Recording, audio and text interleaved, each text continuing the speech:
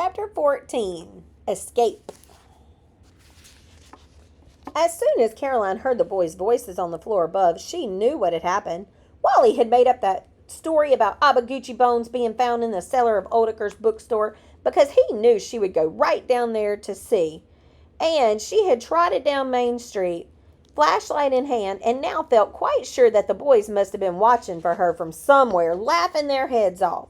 She stopped trying to push open the trap door. They must all be standing on it together. She listened. "I'm going to close now in about 5 minutes," came Mike Oldacre's voice. Ha!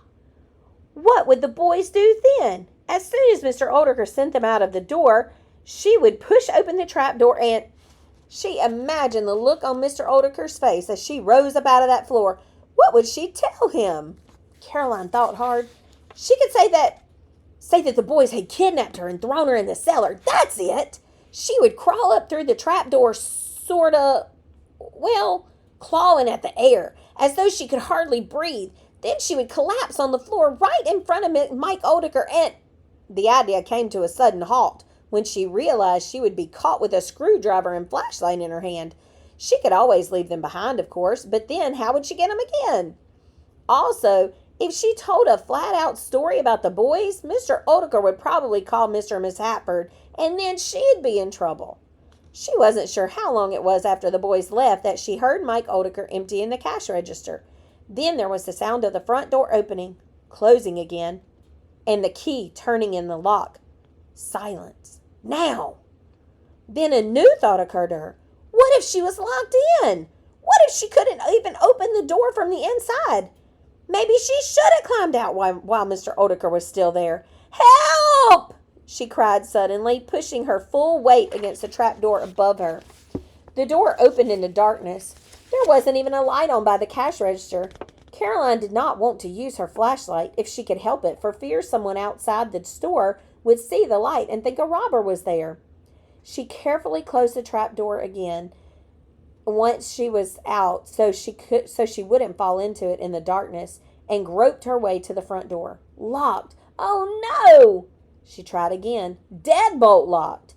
Double, triple locked. Her heart began to pound. She really would catch it if Dad found out she had hidden in the store past closing time. Already her parents were probably wondering where she was. She made her way over to the counter and managed to knock a stapler to the floor before she found the telephone. She dialed home, wishing with all her heart that one of her sisters would answer. She was in luck. "Hello?" said Beth. "Beth, listen. I've done something really dumb. I climbed down that trap door at Oldacre's." "What? Where are you?" "The bookstore. Everyone's gone home." "What was it like? What was down there?" Beth wanted a full description, Caroline realized, and all she wanted was to go home. "Nothing.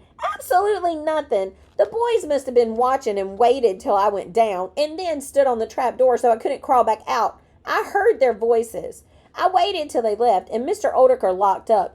But now I can't get the front door open. What am I going to do?" "Have you tried the back door?" "Almost every store has a back door," Beth suggested. "Okay, I'll try, but listen. Make some excuse for me, and if I'm not there in 15 minutes, you'll have to call Mr. Oldacre to come and let me out. Are you having a dinner?" "It's almost ready. Wait a minute, Caroline. Here's Eddie." Caroline had to go through the story again.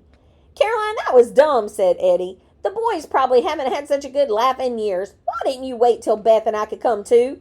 I just wanted so much to see what was down there. Josh and Jake are probably..." Eddie stopped suddenly. "Listen, I've got an idea. I'm going to call the Hatfords and ask to talk to their parents. I'm going to say that you're missing and we wondered if Wally has seen you since school let out." "Oh, do it, Eddie." Caroline began to feel better. That would really shake the boys up a little. Maybe it had been worth climbing down the trap door after all. "See you soon," she said. "But come and get me if I don't show up."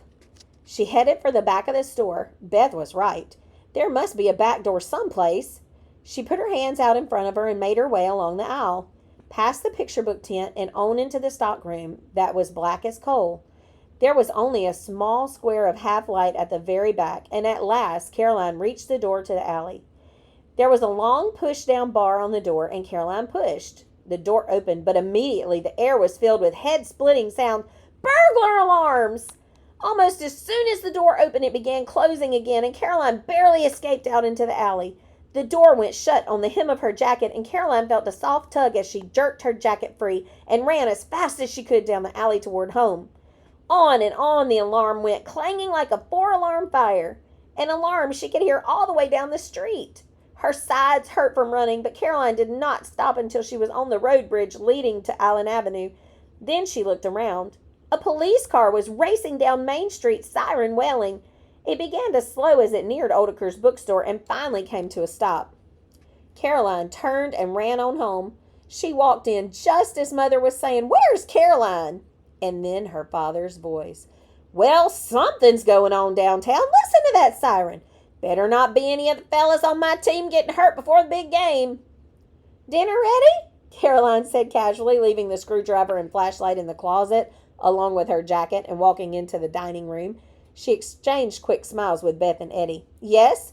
Wash your hands and get the salad," said Mother.